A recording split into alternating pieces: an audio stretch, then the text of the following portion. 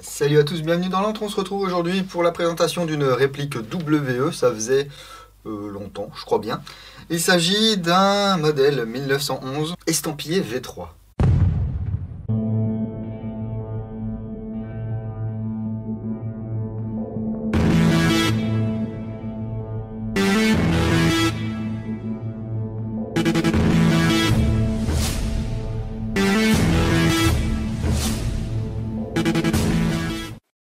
Avant toute chose, je remercie airsoftzone.com qui m'a envoyé cette réplique pour que je puisse vous la présenter. Alors, à vrai dire, c'est pas eux qui m'ont proposé de faire une vidéo sur ce 1911 V3.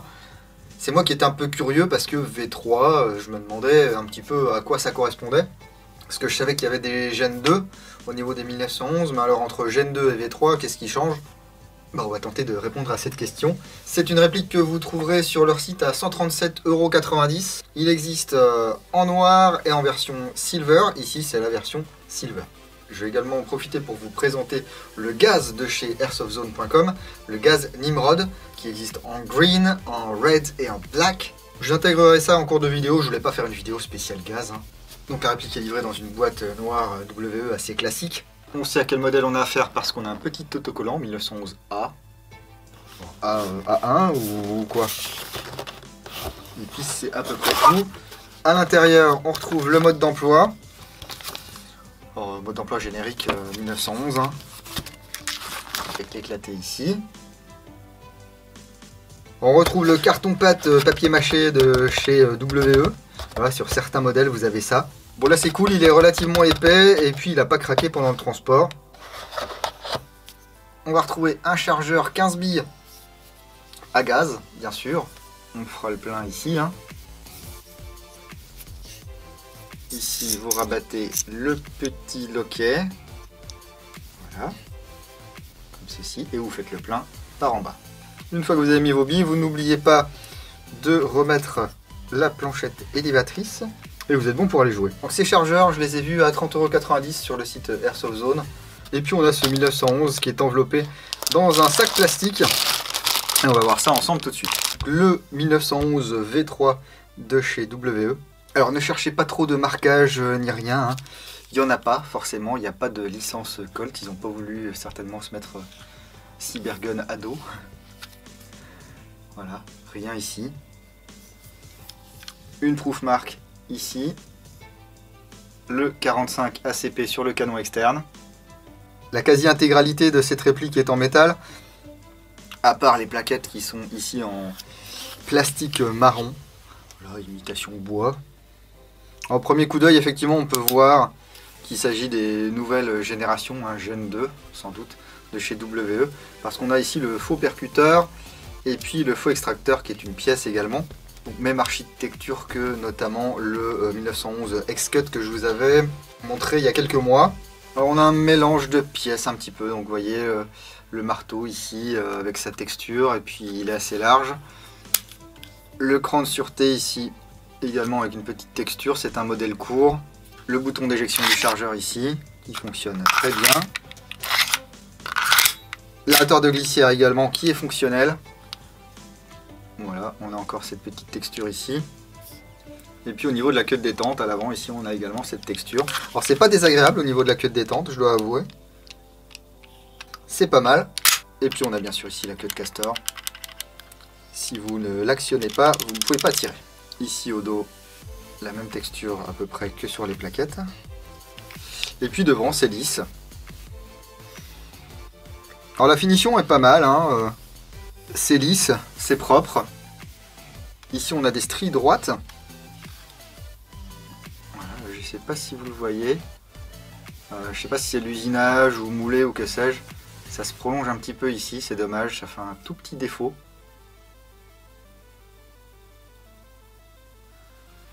Au niveau des organes de visée, ce sont des organes de visée fixes, très très classiques. Voilà, on pointe, on tire. Par contre, un truc qui peut être sympa, c'est qu'on a ici un canon externe qui est taraudé.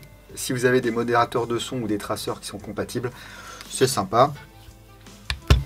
Même si ça ne sera peut-être pas dans l'esprit de ce 1911, somme toute assez classique. J'ai oublié de vous dire, effectivement, je le vois ici, qu'il y a un anneau de Dragon. Ça évite de perdre sa réplique en partie. Donc on a un mélange voilà, de pièce de 1911, ce qui nous donne cette version, soit en noir, soit en silver, comme ceci.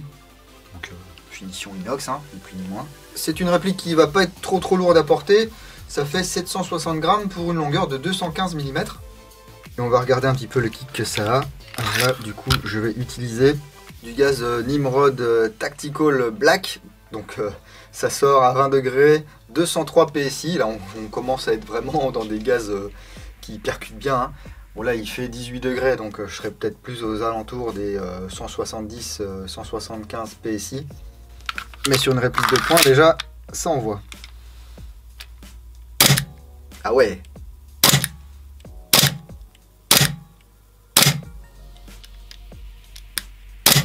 Au niveau de la détente, on est sur du 1911, hein. Donc ici, vous allez avoir une petite course. On arrive sur le mur. Hop, le coup part. Le reset. Et ça remue un petit peu, hein, avec ce système de ressort et tout qui est à l'arrière, vous connaissez. Hop, le reset est fait. Et là, j'ai plus de gaz. Je vais remettre du gaz et des billes là-dedans et on se rend tout de suite au chrony.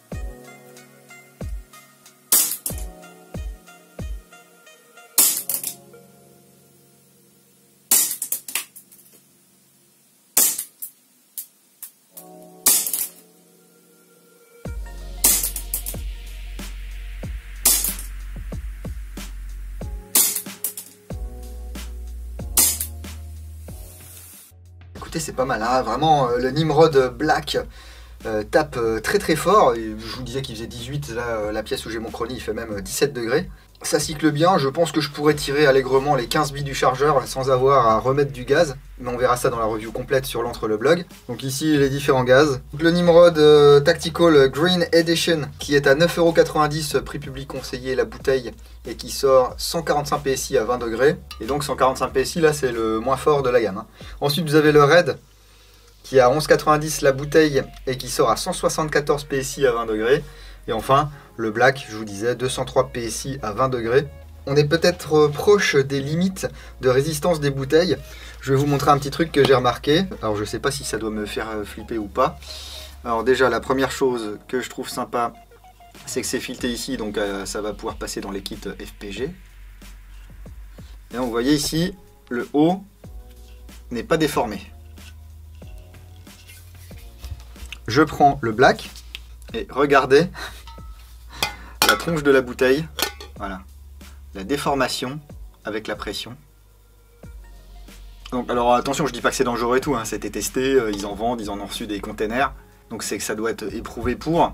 Mais quand j'ai vu ça, j'ai dit ouh là là, ouais, il commence à y avoir quand même de la pression dans ces bouteilles. Donc d'après la description technique, ces gaz sont siliconés, donc n'hésitez pas, enfin c'est pas n'hésitez pas, c'est n'oubliez pas de bien secouer la bouteille avant de faire le plein de votre chargeur, sinon vous allez injecter une grande quantité de silicone dans votre chargeur et vous allez polluer votre bloc pop-up et votre canon, faudra tout démonter et tout dégraisser, hein. Voilà pour cette petite parenthèse gaz airsoftzone.com. Ça fait d'autres alternatives pour jouer quand il fait froid, hein.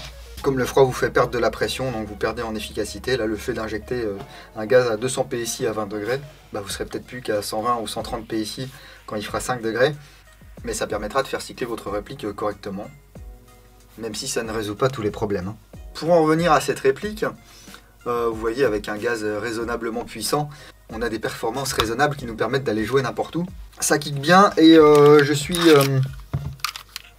agréablement surpris, on va dire, par le cycle de la réplique. C'est très doux, ça revient, il n'y a pas de point dur. Alors même si là, j'ai rien lubrifié, hein, j'ai vraiment fait mes tests chroniques comme un gros sale. On va regarder un petit peu ce qu'il y a là-dedans. Donc le démontage, pareil, hein, c'est du classique. Hop là. Hop là, et ben voilà, c'est du classique. Du coup, vous n'allez pas avoir, comme sur certains Ekapa ou certains 1911, un trou ici. Il va venir s'encastrer sur le bloc hop-up ici. C'est juste posé.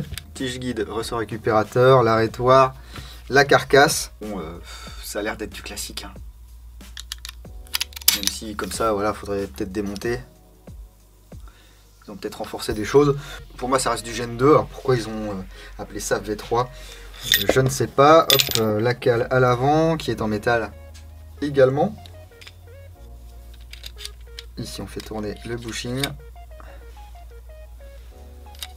Et puis, on va pouvoir sortir l'ensemble canon hop-up par l'avant. Avec ici la molette de réglage du hop-up. Voilà, au bout de mon pouce. Pour enlever le bloc du canon externe, il va falloir enlever cette vis ici pour ôter cette pièce là, qui vient caler les deux parties. Et on verra ça dans la revue complète, mais vous pouvez être à peu près sûr que ce sont ceux qu'utilisent désormais WE, canon à fenêtre très étroite et joint à bourrelet carré également très étroit. Souvent ils sont longs à roder, ils sont pas très réguliers, on verra ça lors des tests de tir, parce qu'il peut arriver que parfois ça tire droit directement en sortie de boîte. Hein. Le nozzle ici, monté sur ressort. Bon, c'est légèrement lubrifié, vous voyez. Ici, ça gratte un petit peu, par contre. On n'a pas des ajustements de fou. Hein. Bon, c'est du WE, quoi. Voilà, si vous voulez un 1911 pas trop cher. Il y a certaines boutiques qui le font en promo quasiment permanente, celui-ci. Donc, il y a moyen de se faire plaisir pour pas trop cher. On va remonter ça.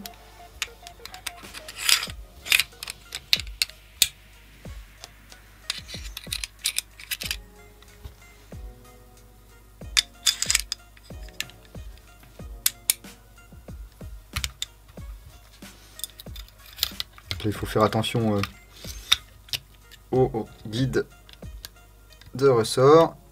Alors bien sûr, lors du premier démontage, profitez-en pour bien nettoyer et bien lubrifier votre réplique.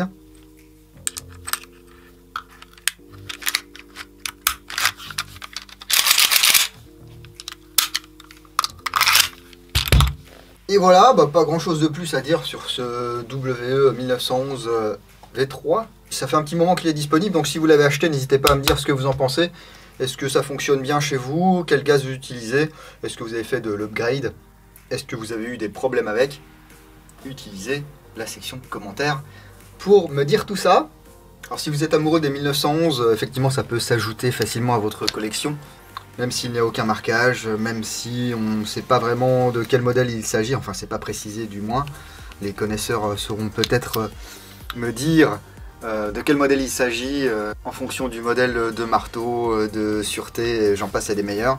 Mais c'est quand même une réplique qui a une bonne gueule, voilà. Dans la lignée de ce que fait W depuis quelques années là avec les 1911. Ça fait un plus à vous montrer, et puis voilà, hein, après, libre à vous de voir ou non si cette réplique peut vous plaire. N'hésitez pas à lâcher le petit pouce vers le haut, ça fait toujours plaisir et puis ça soutient la chaîne. Je remercie une fois de plus Airsoft Zone qui m'a envoyé ce 1911 ainsi que un échantillon, voilà, oh là là, la pub de gaz Nimrod Extreme Performance, Professional Performance et Standard Performance.